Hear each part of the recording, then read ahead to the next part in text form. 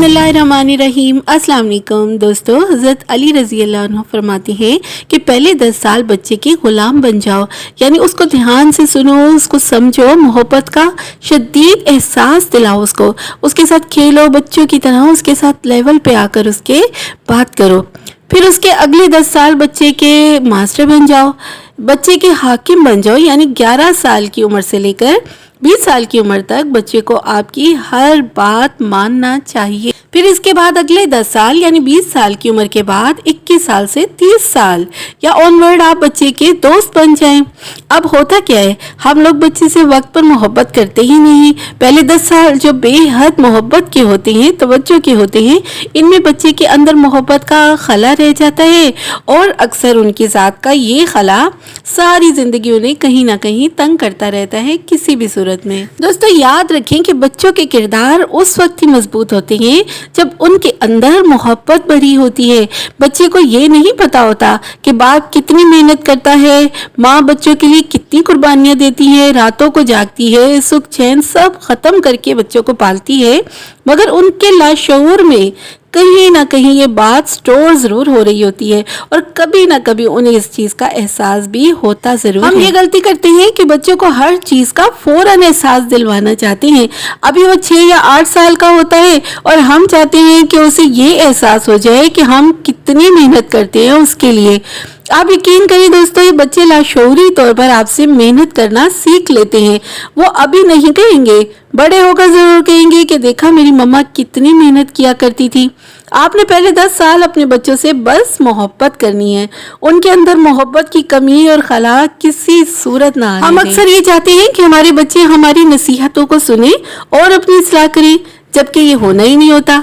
बच्चे कभी नसीहत से नहीं बदलते। याद रखें, जो मोहब्बत आपने उसके अंदर उतार दी है ना, उसकी हयातदारी उसे बदलने पर मजबूर कर सकती है।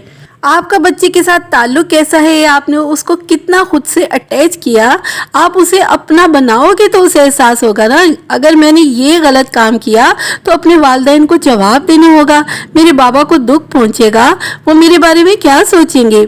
लेकिन अगर वालिद से कोई ताल्लुक ही नहीं बना उस बच्चे का, तो फिर क्या सोचेगा वो। ये बहुत ही अहम बात है। हमें चाहे समझ नहीं आ रही होती ना, लेकिन बच्चे हर चीज को नोटिस कर रहे होते हैं। वालिदैन की जिद, अक्कड़, गुस्सा, एक दूसरे को बुरा भला कहना बच्चों की शख्सियत को बेहद नुकसान पहुंचाता है।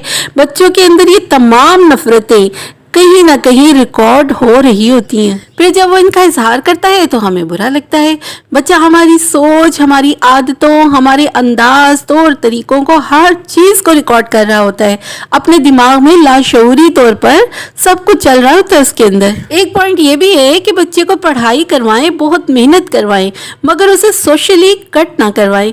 हम ये चाहते हैं कि हमारे बच्चे बस अच्छी तरह पढ़ते रहें, बहुत ज्यादा नंबर ले लें, किसी भी तरह टॉप कर ले, बस खानदान में हर जगह हमारी वाह वाह हो जाए।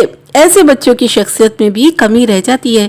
हमेशा याद रखिए कि पढ़ाई जरूरी है, मगर खेल के मौके भी जरूर दें उनको। ये भी नहीं कि हर वक्त खेल कूद ही करवाते रहें, बल्कि बैलेंस रखें, क्योंकि उसको दोस्त भी बनाने होंगे ना, सिर्फ किताबों से नहीं, इर्द गिर्द और अच्छे माहौल से भी तो सीखना है ना, उसे अच्छा शहरी भी तो बनाना है ना अपने बच्चे को। तो दोस्तों, बच्चे हर लम्हा सीखते ही रहते हैं, सिर्फ किताबों से नहीं बल्कि दोस्तों, माहौल से, हर चीज से सीखते हैं। अच्छी बुरी तमाम बातें सीखते हैं जो उसकी शख्सियत का हिस्सा भी बनती जाती हैं। खुद ब खुद ही ऐसा होता है।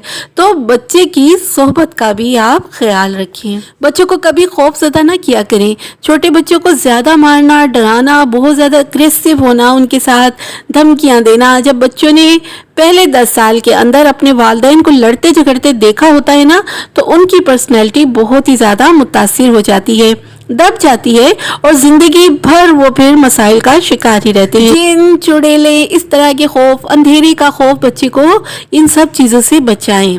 और बच्चे ये बात भी अपने वालिदैन या घर वालों से सीखते हैं। माँ को अगर जिन भूत का खौफ होता है, अंधेरे का खौफ होता है, तो बच्चे ऑटोमेटिकली ये सब सीख लेते हैं। बच्चे डरेंगे और आपके साथ साथ रहना चाहेंगे, लेकिन बात ये है कि बच्चों को डर के नहीं, मोहब्बत से और खुशी से आपके पास रहना चाहिए।